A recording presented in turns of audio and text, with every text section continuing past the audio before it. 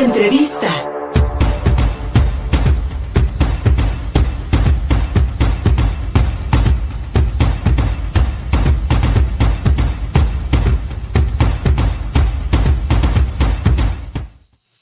La gentrificación, ¿a quién beneficia? Un concepto que tal vez muchas personas no comprendan.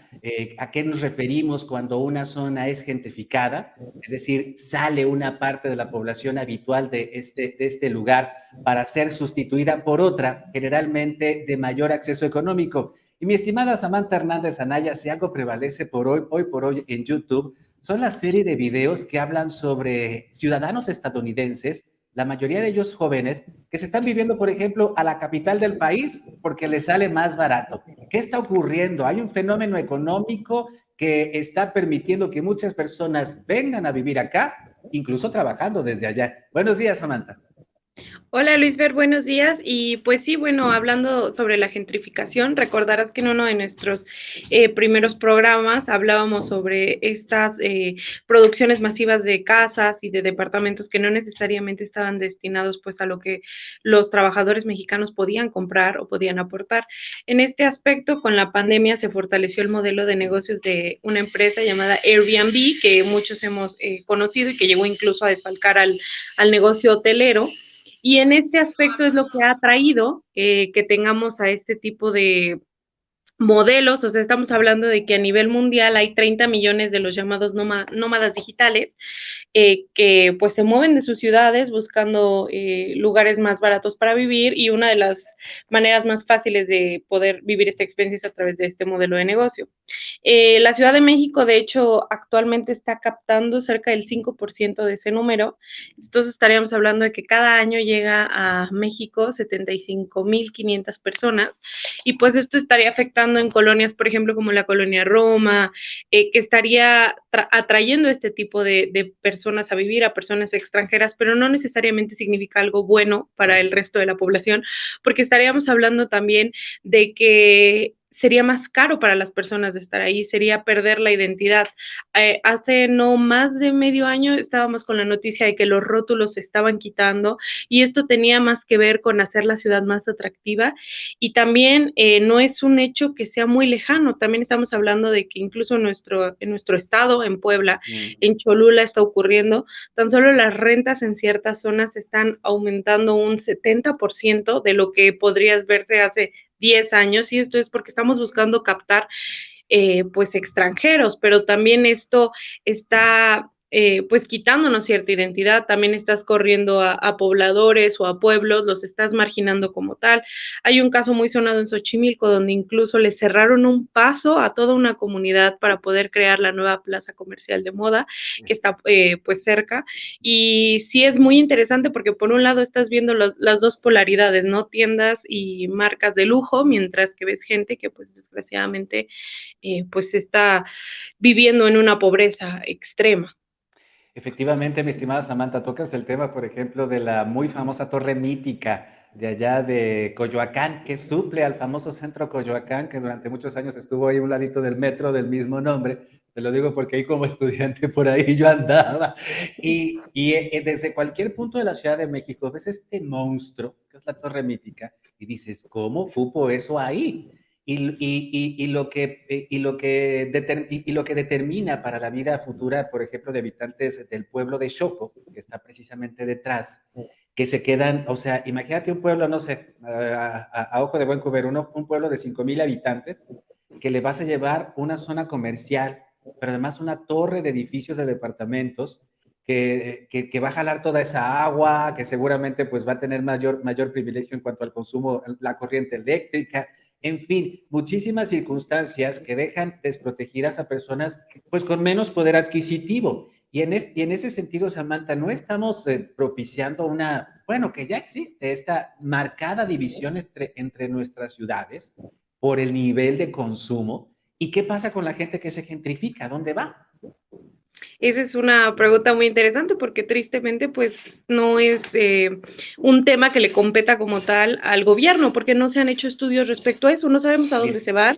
Y Ujú. entonces también estamos hablando de sobrepoblaciones en otras zonas que podrían ser marginales y también lo que bien comentas, o sea, el problema del agua, hemos incluso hablado aquí del día cero y este tipo de situaciones y pues obviamente la prioridad la van a tener. Y sí, sí se está pues propiciando este tipo de separación, ¿no? Porque también estamos hablando de comercios y de zonas que tal vez se ven pues más bonitas o que se ve pues el comercio más exclusivo, pero en realidad lo que hay detrás es incluso gente, hay una tortería en la Roma que llevaba 30 años, que nada más de buenas a primeras se les desalojó para que pudieran poner una nueva cafetería. Exactamente, exactamente. Seguramente estas personas de la tortería ya no pudieron pagar la renta y pues llegó otro vivo que dijo, no, pues yo sí puedo con este local, con permiso. Y seguramente en un cambio también en cuanto al comercio, en cuanto al consumo, lo vemos aquí en el centro histórico de la ciudad de Puebla, a pesar, mi estimada Santa, que como bien dices, había departamentos, todavía hace algunos años había departamentos que tal vez no eran muy caros, que la gente se iba a vivir a estos departamentos del centro histórico y los renovaba de alguna forma, pero ahora es prácticamente imposible porque las rentas están por arriba de los 15,000 pesos. Y es lo que yo encuentro, por ejemplo, aquí en el centro, una vez más esa división terrible entre esa zona turística de alto poder adquisitivo, de ahora departamentos de lujo, y por el otro lado esta zona comercial, de comercio popular, de artículos baratos, que incluso, pues bueno, surte a muchísimos otros negocios de la zona periférica. Ahí, como bien dices, mi estimada Samantha, ¿haría falta un estudio para poder equilibrar las cosas o dejarlo simplemente al devenir económico, a la oferta y a la demanda? Pues es que estamos hablando tristemente de que las capacidades económicas que traen los extranjeros, ojo, porque también ese es otro tema muy interesante. Le estamos abriendo las puertas y los brazos a los extranjeros que consideramos que sus economías son más fuertes, ¿no? Porque también Exacto. estaríamos hablando de centroamericanos que quizás no los vemos con los mismos ojos, que no pensamos en automático que van a tener el mismo poder adquisitivo.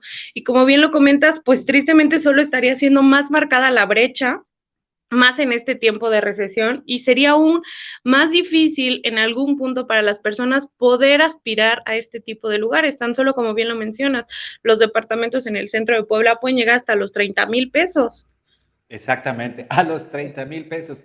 Y están destinados precisamente para jóvenes con poder adquisitivo, porque aunque sean extranjeros y vengan con dólares, a final de cuentas para venirte te necesitas dinero también, mi estimada Samantha. Pero entonces, esta especulación inmobiliaria, a final de cuentas, ¿cuánto va a durar? Por ejemplo, allá en la Ciudad de México, gracias a la pandemia, pues muchos jóvenes que especialmente trabajan en la industria en la industria de la información, tanto para cuestiones web como para la misma manufactura de los mismos, se viene y renta mucho más barato en la Ciudad de México trabajando desde aquí para la misma empresa en los Estados Unidos. ¿Cuánto tiempo durará esto? Pues también es una problemática porque podría ser un auge incluso con la recesión, o sea, podría ser una de las grandes ventajas que tendríamos, ¿no? Que muchísima gente al encarecerse sus países o sus ciudades los muevan acá, pero también habrá que preguntarnos, ¿nosotros socialmente y económicamente vamos a sostener eso cuando dejemos de estar en ese auge? ¿Cuando se vayan? Efectivamente, efectivamente. ¿Cómo vamos a estar nosotros? ¿Cómo va a estar la economía? Especialmente, ¿cómo va a estar la cuestión inmobiliaria? Porque si ahorita le estamos apostando a esta gente, ¿qué va a pasar cuando el mercado cambie, las condiciones económicas den un vuelco y entonces esta especulación inmobiliaria termine por desinflarse y dejar un montón de lugares vacíos? Eso es lo peor, en el peor de los casos, ¿no? Sí, claro, y sí han ocurrido, o sea, también tenemos que hablar, por ejemplo, en lugares como Viena, que la gente prefiere vivir en la calle porque ya es insostenible conseguir un lugar, un departamento o algo así para vivir. Y eso es lo que, mira, bien dice Samantha que no hay estudios, pero hay buenos ejemplos de lo que ha ocurrido en otras ciudades, por ejemplo, que se abocaron a a la cuestión turística. Eso es lo que están haciendo aquí en Puebla, se le invierte y se le invierte y se le invierte al centro histórico para entonces captar visitantes. Pero la misma gente de esas ciudades, por ejemplo, Venecia, se ha tenido que salir del centro porque ya es impagable, es incosteable, incluso hasta los mismos, hasta ir por el súper se vuelve algo sumamente difícil. Lo mismo pasa en Barcelona, donde hay un montón de protestas en contra de los turistas. Digamos que hay ejemplos buenos de lo que sucede en estas ciudades cuando te abocas a la cuestión turística, cuando te abocas a atraer visitantes y no a mejorar las condiciones de vida de la gente que ahí vive, que ahí trabaja, que ahí produce, ¿no? Sí, claro, y creo que estamos en un muy buen punto para, pues como tú lo dices, enfocarnos en que las personas que son de esas comunidades, en las personas que llevan años, tengan cierta preferencia, en darles herramientas para que puedan formar parte de este nuevo modelo y no desgraciadamente se vean excluidos del modelo, ¿no? Porque, pues como bien dices, ¿qué vamos a hacer al rato cuando las rentas sean insostenibles y todo lo que conozcamos del centro histórico tan solo de Puebla ya no lo podamos ver y se tenga que desplazar más cada vez? Va a ser más difícil, vamos a perder como tal la identidad. Mira, Sammy, a mí te cuento algo aquí entre nos. A mí me tocó trabajar en la zona oriente del Valle de México, allí en el Estado de México, durante el 2007-2009. Y si algo proliferó en esos años fueron estos grandes fraccionamientos de esas constructoras que ahora están desaparecidas, que quebraron. Toda esa gente que compró justo donde termina la mancha urbana era gente que vivía en los barrios del centro histórico de la Ciudad de México y que se gentrificó cuando Andrés Manuel López Obrador, junto con Carlos Slim, el ahora presidente siendo jefe de gobierno, pues dieron esta explosión de nuevas construcciones y departamentos, especialmente en la zona de la Alameda, que encarecieron muchísimo el precio del suelo. Ahora la gente que puede vivir en el centro vive en condiciones de vecindades cayéndose, ¿no? Esos son los que pueden quedarse ahí todavía. Y los que no, tuvieron que irse 3 horas lejos, 3 horas en transporte público para encontrar una nueva casa. Eso es la gentrificación.